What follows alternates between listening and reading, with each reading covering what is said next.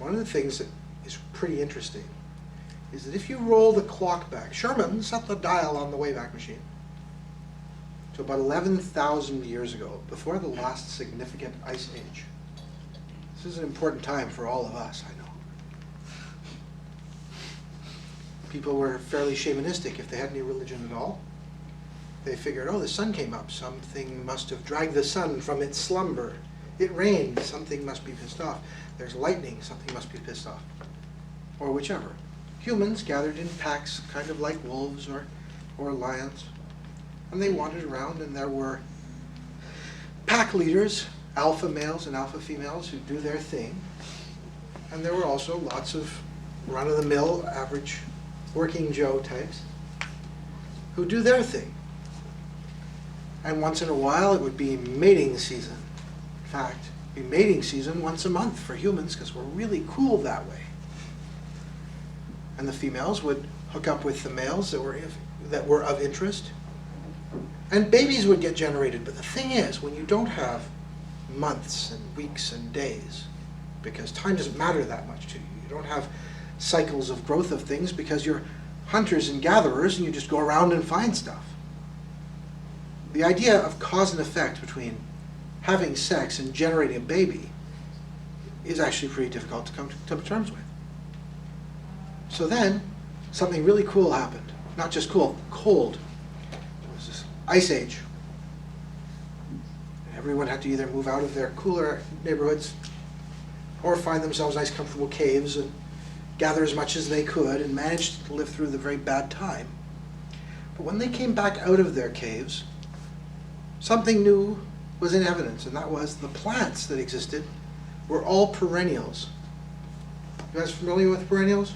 It means they survive from year after year after year after year through the changes in the cycle, whether the ground freezes, because everything they need are in their seeds, and providing the soil is good, new plants will grow in the same place. Something new happened. Suddenly, we had this new concept. If I farm, if I go out and I take these seeds and I put them in the same place, or I expand that area, I get more and more food. If I have other people who come out and help me, eventually we've got tremendous number of crops without having to do nearly as much running around as trying to find whatever plant life we can on whatever trees. We don't have to go out and hunt for things. It gets really easy. We also discovered ranching. Because if you take care of your animals and grow them, you end up with plenty. This is very, very, very efficient. And so the hunter paradigm kind of fell to the side in favor of this farmer paradigm. And with the farmer paradigm came something else, the idea of property. You see, when you're tribal nomads, you've got territory maybe, but property doesn't really mean anything. But once you start working a field and you start generating product, it's yours. Well, an interesting thing happens when you start doing that. You start looking at women and you go, you know what?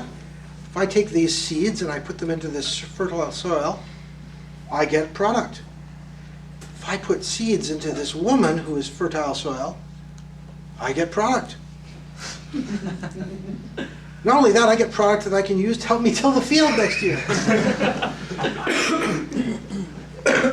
And so this wonderful thing, the idea of being able to generate children that were your own, that would respond to your instructions, very important thing. Suddenly it was very important to treat women as property. Kind of a lousy deal for women, really, except at least it came along with a guarantee of security. And women, as we all know, fundamentally crave security. This is very important and not an unfair comment to make. Men like security too, but we don't crave it in the same way. What men crave, and is the overrider of all the things we tend to do, is approval.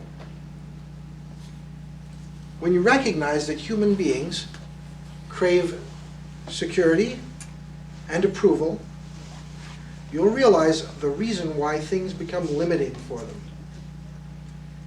If a man realizes he's going to do something that will get him disapproval, he won't do it. Not unless he's absolutely sure he can get away with it. So now, coming back, we have this idea of women as property. And the women as property were kind of hard to keep as property because either you needed to geld some poor sucker and make him responsible for guarding your harem. And by the way, this was done for thousands and thousands of years.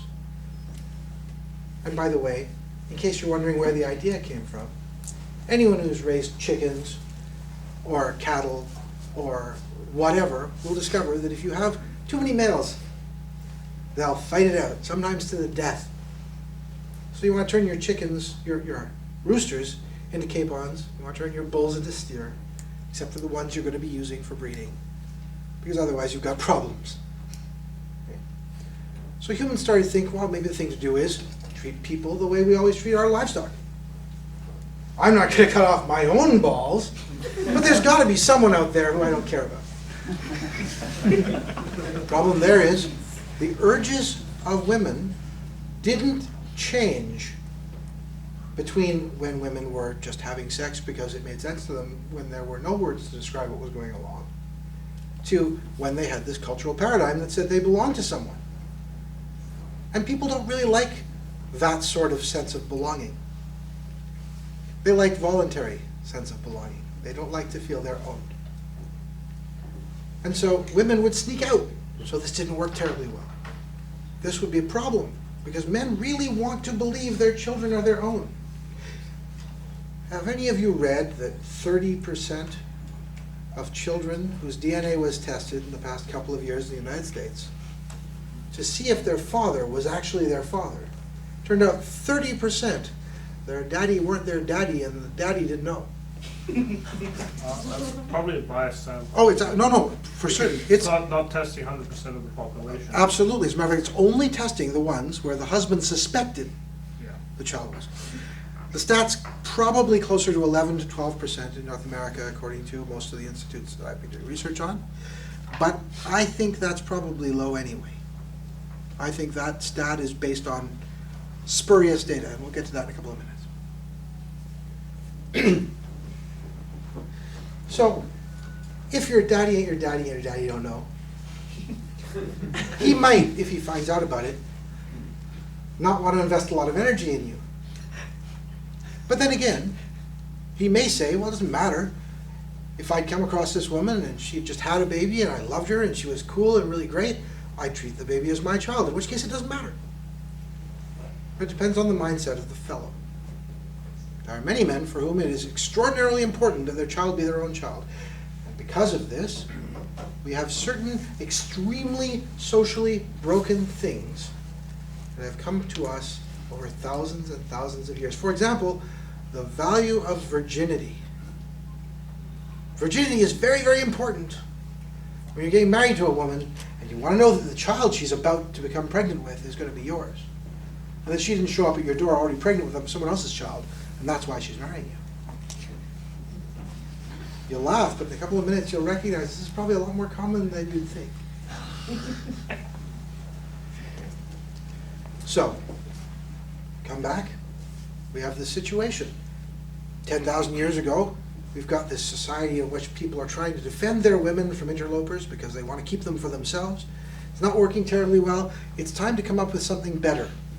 So as a few thousand years go by, someone says, I know, we have to terrify them into behaving themselves, whether or not we've got someone to police this. And what's the most terrifying thing anyone's ever come up with? God.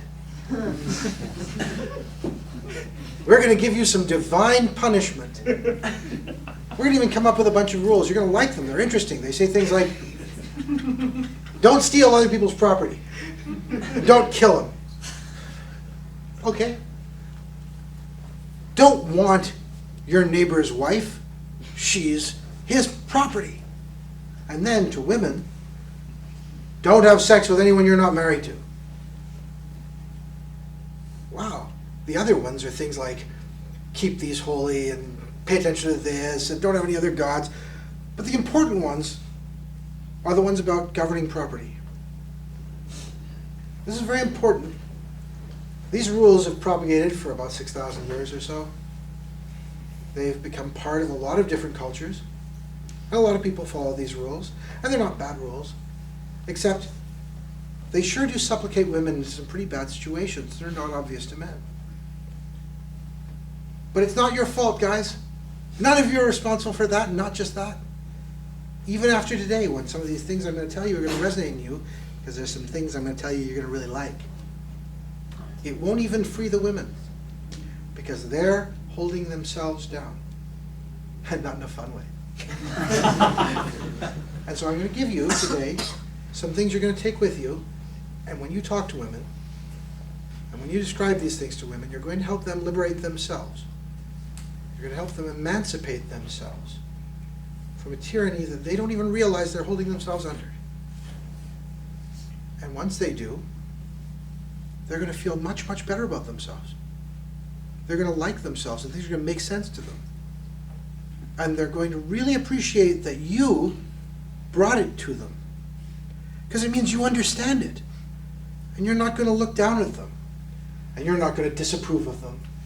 And you're not going to remove from them their security by damaging their reputation, by damaging their name,